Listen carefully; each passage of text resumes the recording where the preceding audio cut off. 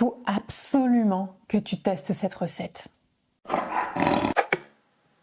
J'ai une info importante pour toi avant de commencer cette vidéo. Ce que je te partage aujourd'hui est issu d'ateliers payants que j'ai décidé de t'offrir. C'est pourquoi tu verras un cadre live autour et que la qualité sera un peu moins bonne que d'habitude. Mais j'avais trop à cœur de te partager tout ça. Et au fait, moi, c'est Ariane Croquante. Je t'aide à manger plus brut, plus cru, plus végétal, pour que tu aies tellement d'énergie derrière que tu auras envie de partager la cuisine autour de toi. Peut-être même d'en faire un métier. Mais ça, je le garde pour une autre vidéo.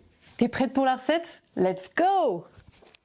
Allez, c'est parti. On va tout de suite commencer par la panna cotta. On va commencer par le dessert, la panna cassis. Alors du coup, j'ai toutes mes petites feuilles de cassis qui sont ici, là. Oui, j'ai aussi fait infuser ma verveine. Donc on peut la faire infuser à froid ou à chaud. C'est de la verveine séchée que j'ai. Hop, donc on va ciseler vraiment finement les petites feuilles de cassis. On va faire tremper les graines de chia dans un petit peu d'eau. Toc. On va se mettre ça de côté. On va préparer la panne à coco. Au fait, j'ai un petit truc à te dire. Si tu as envie de retrouver cette recette avec toute la liste d'ingrédients, mes notes, mes conseils, je t'invite à cliquer sur le lien ci-dessous. Tu vas accéder au grand répertoire avec toutes les recettes crues que je partage gratuitement à ma communauté.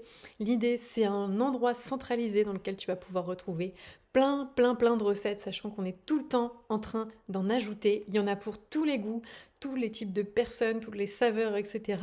Tu vas y retrouver la recette que je suis en train de te transmettre en ce moment et plein d'autres recettes qui sont détaillées avec toutes les étapes, tous les ingrédients. Et tout ça, c'est cadeau.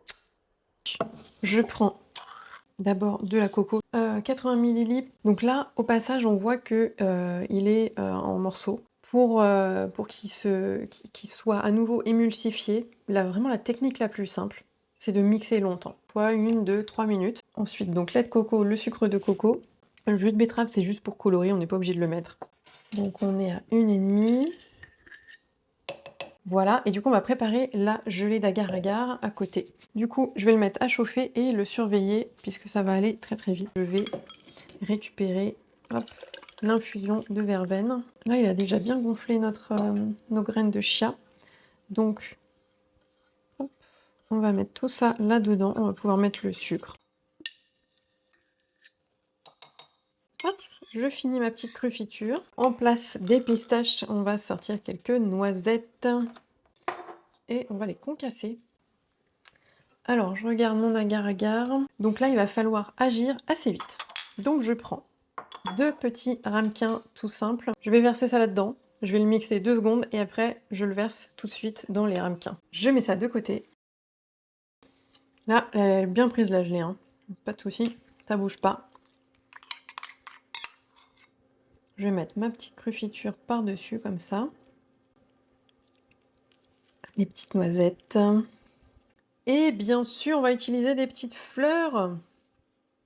Voilà, c'est bien. Magnifique, magnifique, magnifique. Tiens, on va le mettre en vue. Je te remercie et je te souhaite de passer un très beau printemps.